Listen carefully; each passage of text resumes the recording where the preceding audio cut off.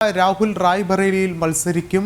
ഇന്ന് ഉച്ചയ്ക്ക് രാഹുൽ നാമനിർദ്ദേശ പത്രിക സമർപ്പിക്കും. അതേസമയം നെഹ്റു കുടുംബത്തിന്റെ വിശ്വസ്തൻ KL ശർമ്മ അമേഠിയിലും മത്സരിക്കും. കൂടുതൽ വിവരങ്ങളുമായി ഡൽഹിയിൽ നിന്നും ഗൗതം അനന്ത് നാരായണൻ ചേരുന്നുണ്ട്. ഗൗതം, ഒരുപക്ഷെ വീണ്ടും ഇത്തരത്തിലുള്ള അനുനയ ചർച്ചകൾക്കൊടുവിൽ രാഹുൽ സമ്മതം മൂളിയിരിക്കുകയാണ്. രാഹുൽ മത്സരിക്കാൻ തീരുമാനിച്ചിരിക്കുന്ന ഒരു സാഹചര്യം. ഇത് സംബന്ധിച്ചൊരു അന്തിമ തീരുമാനം പാർട്ടിയിൽ നിന്നും ഉണ്ടാകുന്നുണ്ടോ?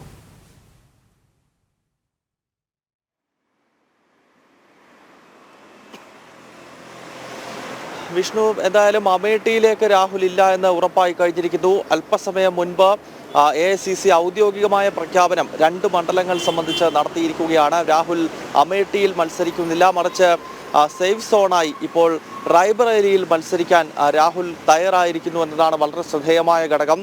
അമേഠിയിൽ നെഹ്റു കുടുംബത്തിന്റെ വിശ്വസ്തനായിട്ടുള്ള KL ശർമ്മയാണ് മത്സരിക്കുക. നേരത്തെ തന്നെ KL ശർമ്മയുടെ പേരുകൾ ഉയർന്നു കേട്ടു. പക്ഷേ അമേഠിയിലാണ് രാഹുൽ മത്സരിക്കേണ്ടത് എന്നത് സംബന്ധിച്ചായിരുന്നു UP PCC ആദ്യം നിലപാട് വ്യക്തമാക്കിയത്. മാത്രമല്ല BJPയും സ്മൃതി ഇറാനിയും രാഹുലിനെ വെല്ലുവിളിച്ചത് അമേഠിയിൽ മത്സരിക്കുന്നതിനായാണ്. കാരണം 2004 മുതൽ രാഹുലിന്റെ സിറ്റിംഗ് സീറ്റ് എന്നത് അമേഠി ലോക്സഭാ മണ്ഡലമാണ്. 2004-ലും 2009-ലും രാഹുൽ വിജയിച്ചു വന്നത് ഈ മണ്ഡലത്തിൽ നിന്നാണ്. അതിനാൽ അന്ന് 2019-ൽ രാഹുലിനെ സ്മൃതി ഇറാനി പരാജയപ്പെടുത്തുന്നതും അമേഠിയിലാണ്. അതിനാൽ BJPയും സ്മൃതി ഇറാനിയും രാഹുലിനെ വെല്ലുവിളിച്ചത് അമേഠിയിൽ വന്ന് തൻ്റെ പഴയ സിറ്റിംഗ് സീറ്റിൽ മത്സരിക്കാനായിരുന്നു. പക്ഷേ ആ ഒരു വെല്ലുവിളി ഏറ്റെടുക്കാൻ കോൺഗ്രസും രാഹുൽ ഗാന്ധിയും നെഹ്റു കുടുംബവും തയ്യാറാകുന്നില്ല എന്നതാണ് വളരെ ശ്രദ്ധേയമായ ഘടകം. എന്തായാലും സോണിയ കഴിഞ്ഞ തവണ മത്സരിച്ച, ഈ തവണ സോണിയ ഉപേക്ഷിച്ച റായ്ബറേലി സീറ്റിലാണ് രാഹുൽ മത്സരിക്കാൻ പോകുന്നത്.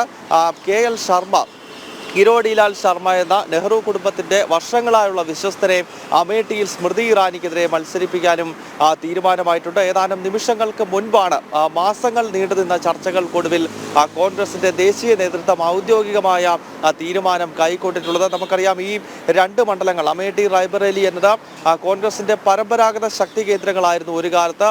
ഇന്ദിരാഗാന്ധിയും അതോടൊപ്പം തന്നെ രാജീവ് ഗാന്ധിയും ഒക്കെ മത്സരിച്ചിട്ടുള്ള മണ്ഡലമാണ്. 1977 അടിയന്തരാവസ്ഥയ്ക്ക് ശേഷം നടന്ന തെരഞ്ഞെടുപ്പിൽ മാത്രമാണ് കോൺഗ്രസിന് അവിടെ വലിയൊരു തിരിച്ചടി മുൻകാലഘട്ടങ്ങളിൽ നേരിട്ടിട്ടുള്ളത്. അതിനുശേഷം പിന്നീട് 80-കളിലും 90-കളിലും ഒക്കെ കോൺഗ്രസ് അവരുടെ അപ്രമാദിത്യം നിലനിർത്തിയ 2 മണ്ഡലമാണ് റായ്ബറേലിയും അമേഠിയും. എന്നാൽ 2014 അമേഠിയിൽ BJP കരുത്താർജിക്കുന്ന ഒരു കാഴ്ച കാണുന്നത്. 2014-ൽ രാഹുലിന്റെ ഭൂരിപക്ഷം കുറയ്ക്കുകയും അവിടെ വലിയൊരു വെല്ലുവിളിയായി കേന്ദ്രമന്ത്രി സ്മൃതി ഇറാനി ഉയർന്നു വരികയും ചെയ്തു. 2019 ആകുമ്പോഴേക്കും 55,100 വോട്ടുകളുടെ ഭൂരിപക്ഷത്തിൽ രാഹുലിനെ തകർത്തെറിഞ്ഞുകൊണ്ടാണ് അമേഠിയുടെ മണ്ണിൽ സ്മൃതി ഇറാനി താമര വിരിയിക്കുന്നത്. ഈ തവണയും BJP പ്രധാനമായും രാഹുലിനെ വെല്ലുവിളിച്ചത് അമേഠിയിൽ മത്സരിക്കുന്നതിനായാണ്. കാരണം സ്മൃതി ഇറാനി ചൂണ്ടിക്കാണിച്ചത് താൻ 5 വർഷക്കാലം ചെയ്തിട്ടുള്ള തൻ്റെ പ്രോഗ്രസ് കാർഡ് ഉയർത്തിപ്പിടിച്ചുകൊണ്ട് തെരഞ്ഞെടുപ്പിനെ നേരിടുമ്പോൾ രാഹുൽ ഇവിടെ മത്സരിക്കണമെന്നുള്ളതാണ്. രാഹുൽ 15 വർഷക്കാലം